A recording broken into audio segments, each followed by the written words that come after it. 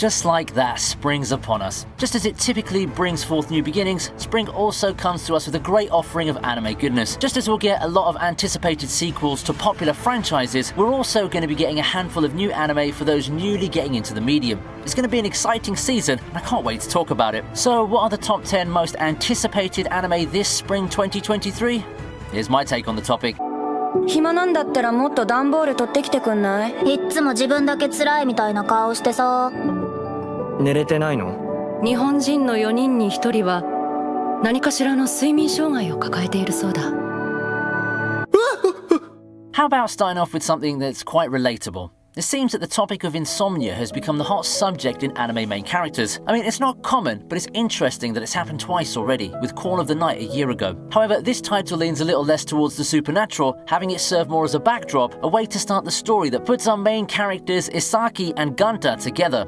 Trapped in the supposedly haunted Astronomy Club Observatory, the two opposites form an unlikely friendship. Their bond forged and symbolized by the observatory, the two try to help each other cope with their issues. An endearing couple in a romantic slice of life, pretty much a good formula for something that might as well be a feature film. It just has that kind of vibe to me, you know? You can't help but root for them as they try their best and grow with each other, and the romance and drama are of the right dose, so it's not too overwhelming or convoluted. It's a simple, romantic slice of life that I feel leans more towards the more mature audience, but it's one that can be enjoyed by just about anyone.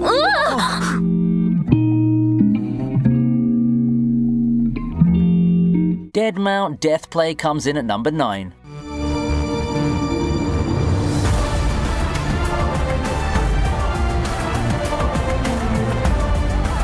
Tell me if this reminds you of something. Towards the end of the climactic showdown between the legendary hero and the great necromancer, the necromancer finds himself forced into his final trump card. Reincarnation magic, one that transports him across space and time before waking up as the boy Polka Shinomiya. However, things aren't all sunshine and rainbows in the human world though. Polka may have lived to fight another day, but he now has to contend with the trappings of the human world. I'm talking the Yakuza, the underworld, and a cat-and-mouse game involving the police. It's time for reverse isekai goodness, and it doesn't get any tighter and more intense than this. Dead Mount Death Play, as far as the source material is concerned, employs a rather nice storytelling technique. Parallel perspectives on a single storyline, pretty much similar to Bakano or Durarara if you've seen those shows. I think this gives the show a unique edge in giving more light to its events and characters. While it does have a weakness of slowing the main narrative down a little bit, I also like how it gives some added complexity and effort that you don't typically see in an isekai title. So if you're looking for a new isekai title to watch, then you should definitely give this one a spin.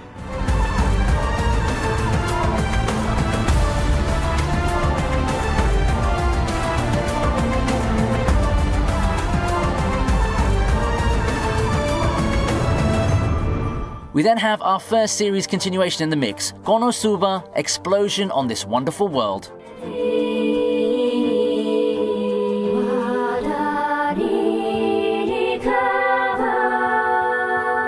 No, it's not the sequel that people have been waiting for, but more Konosuba in anime form is always a welcome sight, isn't it? One of the more popular slapstick isekai titles out there, Konosuba has forged a name for itself with its emphasis on parody and comedy, and its boldness in embracing the degenerative aspects of the genre, all while being a ball of good, over-the-top fun. Megumin has become one of the, if not the most iconic characters in the main cast, so I wasn't surprised that the anime team decided to give this prequel spin-off a shot. This tells the story way before Kazuma's death and subsequent arrival to this wonderful world. So instead, the spotlight shines on our favorite explosive duo, Megumin and Yunyun, as it recounts their days in class and the various misadventures that they got themselves into, including Megumin's road to obtaining her signature skill. So whether you're a fan of Megumin or not, the new spin-off is a great addition to the ever-growing Konosuba library. Fans are going to enjoy this, and who knows, maybe people who aren't too much into the main series will also find something that they like in this prequel. That's what the No Game No Life movie did, as far as my personal anecdotes can tell.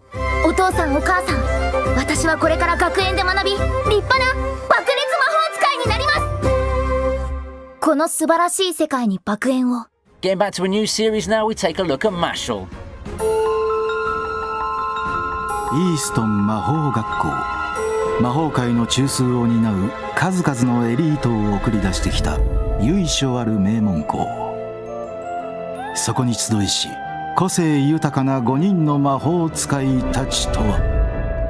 In a society ruled by magic, Mash sticks out like a sore thumb. With him having no proficiency in magic at all, the people decided that he has to be purged. So running away for his own survival, Mash begins training so hard in the one thing he's actually proficient at, physical strength. So with this gift, he looks to make his mark on the world as a divine visionary, an existence so powerful that the world will be forced to acknowledge him. And the start of his journey brings him to Eastern Magic Academy. It's not going to be an easy journey going up against the elites and the best of the best, but with his fists that can compete against the most powerful types of magic and the grandest goal in mind, there's nothing that's gonna stop him. The synopsis at one point gave me Mahoka flashbacks, but in reality, the series is more of a One-Punch Man type thing while being set in a Harry Potter-like setting. Quite the intriguing mix if you ask me, but it just works, and it's really good at being the heavenly blend of an engaging action fantasy story and a plain old parody series. It does take a while to pick up, but once it does, I easily got hooked into following the story. As an anime, I hope it does the same to you, especially if you're a fan of these kinds of underdog stories. さてと、そろそろ一筋肉動かしますか。マッシュル。 Hell's Paradise is up next.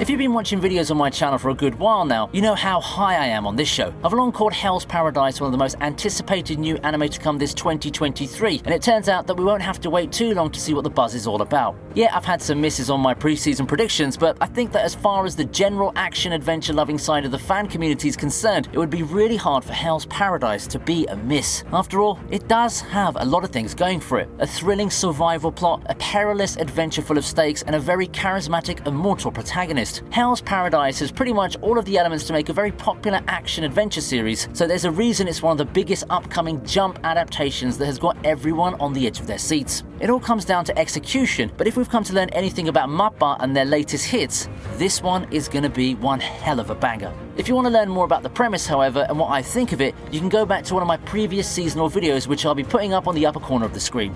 必ず生きて帰る。君のために。忍術が見たいと言ってたな。とくと見よ。忍法非暴死。In the meantime, why don't you hit that like button and subscribe to the channel? You'll get more content like this and you'll be helping the channel out in growing. Let's work together and make this one of the biggest anime channels on YouTube. Brief change of pace after the break, let's take a look at Oshinoko. もし芸能人の子供に生まれていたらって考えたことはない？容姿やコネクションを生まれた時から持ち合わせていたらって。 Idol fans can be a wild bunch. There's little that can match their passion for their favourite pure maidens, and the gynecologist Goro Amemiya is no exception. That's why finding his favourite idol, Ai Hoshino, as his patient is a dream come true. Despite promising the pregnant idol a safe delivery, he finds himself being the unfortunate recipient of an untimely death. Thus begins the reincarnation. However, instead of waking up in a fantasy world like we're accustomed to, Goro finds himself reborn as Aquamarine Hoshino. You heard that right. He suddenly found himself as Ai's newly born kid. Still, a happy ending for our idol fan, but he'll soon learn that the idol life may not be the dream that aspiring girls thought it would be. In a road paved with thorns, he looks to protect Ai's smile with the help of an unexpected ally. Oshinoko really looks promising. The whole truth behind Idol's premise isn't anything groundbreaking, as I'm pretty sure a lot of us already know about the thorns that plague the industry. However, execution is what matters here, and from what I've read, Oshinoko really tackles the topic in an enjoyable and endearing way. It's definitely not all sunshine and rainbows, but it also carries itself in a style that can easily catch any fan's attention due to its emotional stakes and lovable characters. A definite recommendation from me, especially since it's written by the same person who wrote Kaguya-sama. だって君はどうしようもないほどアイドルで僕はどうしようもないほど君のファンだ Ranking of Kings, Treasure Chest of Courage is up next. ぼっちぼっちぼっちぼっちぼっち Against all odds, Ranking of Kings has become a sleeper hit that has serious considerations for being 2021's anime of the year. Actually, come to think of it, there's been quite a lot of them last 2022, Bocchi the Rock being the biggest one of all. Just felt like I'd like to mention that because Ranking of Kings did spend half of its run in 2022. You know, it's just one of those shows that came with little fanfare before exploding onto the scene thanks to a couple of excellent decisions in execution. Thanks to the success of Ranking of Kings, a continuation is to be expected, but for now we'll have to settle with a side story series. As of the time of this writing though, there's not much information, but more Ranking of Kings is always welcome. The first season's anime staff make their return, and given their excellent work the first time around, I'm expecting a lot of good things for this one. With no manga to base the plot around, let's see how they handle an original story this time. People absolutely loved Ranking of Kings when it was airing, so this original story might be a sign for you to go and watch it. Don't judge it by its appearance and overall atmosphere. You'll come out having watched a series that you'll never regret having picked up. Starting out the top 3, we have the much-awaited return of Dr. Stone.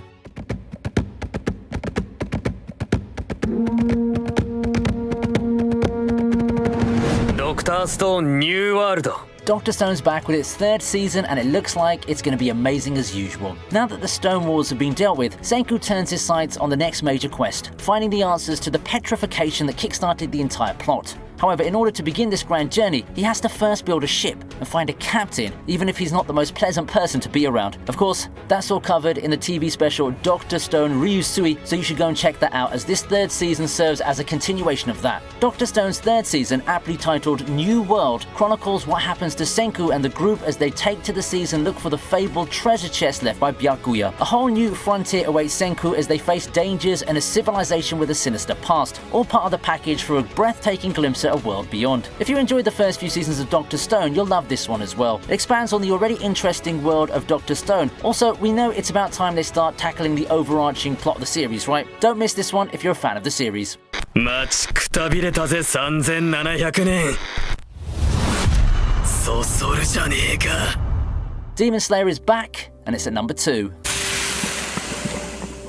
Demon Slayer may have lost its 2019 luster, but make no mistake, it's still one of the big and popular action anime out there. All I said is that it would be hard to match how it took the world by storm back in 2019 with the series and its subsequent Infinity Train movie. Still, Demon Slayer fever is well and alive, and people eagerly look forward to this next season of Demon Slayer. This time we take to the Swordsmith's village as Danjiro heads to said village to get his sword repaired. However, demons close in and Mist Pillar Tokito finds himself facing off against not one, but 2 upper moons. He'd need help from Danjiro and the returning Genya, but would their combined strength be enough to defeat both demons? Especially with a foe with such troublesome ability that makes itself nigh impossible to kill. The sequel to Demon Slayer was all but guaranteed given the smashing success that the series continued to enjoy. I'm beginning to see the road to a full adaptation, to be honest. Demon Slayer promises you multiple things. Godly animation, exciting fights full of hype moments, and a simple yet very captivating plot to keep you wanting more. I've been a fan of the Swordsmith arc as a manga reader, so this is one of my personal favourites heading into the season, and I'm sure a lot of fans agree with me on that one. But why is Demon Slayer only second on this list?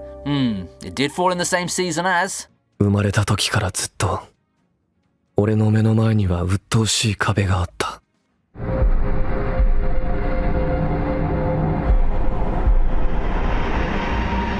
It's become a running joke at this point with me and my friends on how they keep splitting the Attack on Titan finale into halves. Not that I blame the team since they want to make this to the best of their abilities, and it gives some good openings for discussion. I mean, some people have already been talking about a possible anime original ending, and if the big brain plan is to keep discussions and series presence rolling, it's working like a charm. We're a decade and over 4 seasons in, so it's hard to talk about this season of Attack on Titan without delving too much into spoiler territory. However, I will say this, Attack on Titan has become one of the anime that's defined the 2020s, and for good reason too. It's about time you catch up on it if you showed even the slightest bit of interest. It goes through different types of genres with an engaging overarching story and strong themes, and it's hit a home run on a lot of those plots so far. The manga ending may have been polarizing, but it's something that you gotta see. For good reason, Attack on Titan is what I think is the most anticipated anime coming this spring.